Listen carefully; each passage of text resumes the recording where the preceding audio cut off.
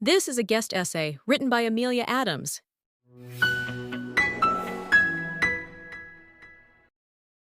I've always maintained that there are two Jewish diasporas, the American one, and then the rest of us.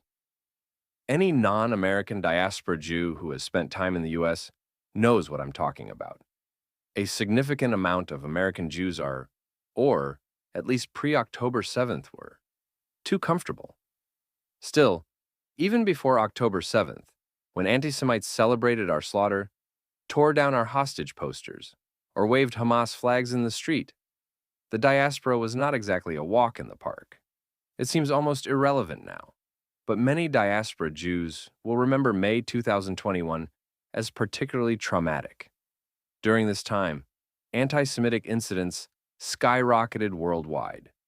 Jews were beaten on the streets of New York City and Los Angeles, synagogues were vandalized across the United States, and a convoy of cars in London draped in Palestinian flags terrorized a local Jewish community. One even used a megaphone to shout, "Fuck the Jews, rape their daughters," while the world cheered it on, justified it, or ignored it. Many of those who were indifferent to May 2021's spike in anti-Semitism voiced their outrage a few months earlier, when January 6th rioters wore Camp Auschwitz sweatshirts to storm the U.S. Capitol building in Washington, D.C. It was then I first noticed that the morality of denouncing anti-Semitism depends on the identity of the anti-Semite. More often than not, the motivations for condemning anti-Semitism weren't about standing up for Jews, but about scoring political points. It's common to see politicians and public figures condemn anti-Semitism when it comes from across the aisle, but not so much when it's from their own side. While Jews were aghast that Democratic left-wing Congresswoman Alexandria Ocasio-Cortez voted against Iron Dome funding, bleeding heart leftists' concern for anti-Semitism extended only to Republican right-wing Congresswoman Marjorie Taylor Greene's comments blaming Jews for the recent California wildfires, which, while outrageous and offensive, is clearly less serious than a U.S. politician's desire to render our Israeli family and friends defenseless against rocket attacks. In early 2022, news spread that an armed man had entered a synagogue and was holding congregants hostage in Colleyville, Texas. Immediately, activists took to social media to denounce white supremacy and the rise of anti-Semitism on the right.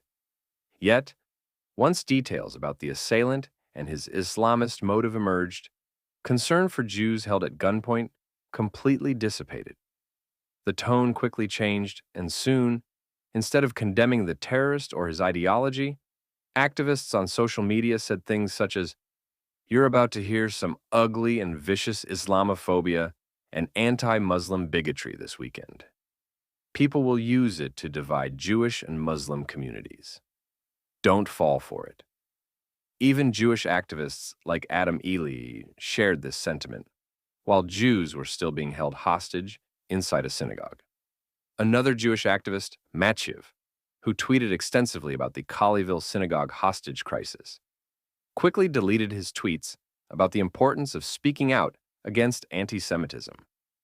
In the wake of May 2021's spike in anti-Semitism and the Iron Dome funding controversy, the left's reaction to the Colleyville synagogue attack was the nail in the coffin of ignoring anti-Semitism.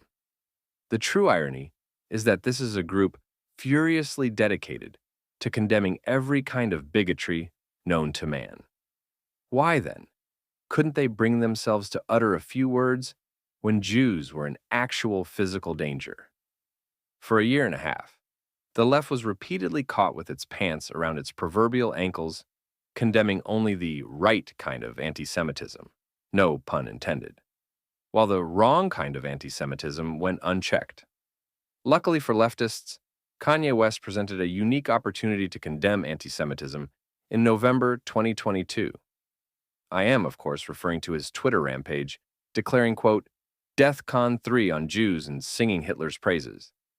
This was the good kind of anti-Semitism, the flavor of anti-Semitism that is socially acceptable, even encouraged, to condemn.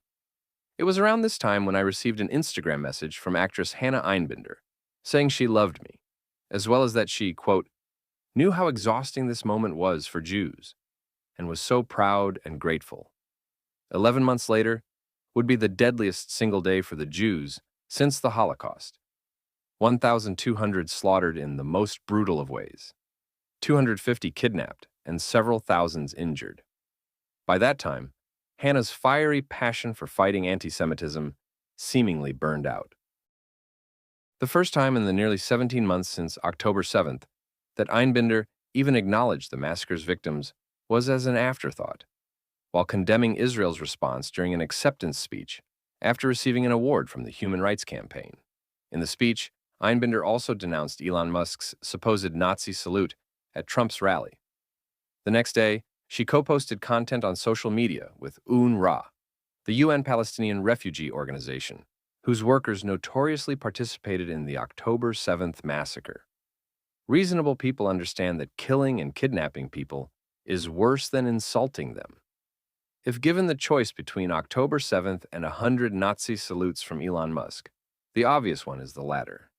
Yet, in her speech, Hannah Einbinder insisted that only Elon Musk's supposed Nazi salute and other right-wing anti-Semitism made her feel unsafe. Needless to say, Einbinder did not mention that she felt unsafe by equally outrageous gestures, like calls to globalize the Intifada, or the display of Hamas and Hezbollah flags displayed at nationwide protests.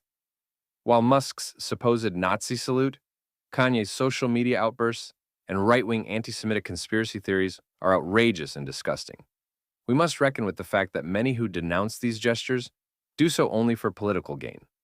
Similarly, conservatives will happily condemn anti-Semitic sayings like globalize the Intifada or flags of terrorist organizations dedicated to destroying the Jewish people, while staying silent when their Republican colleagues blame Jews for natural disasters or claim that there were fine people on both sides at white supremacist marches.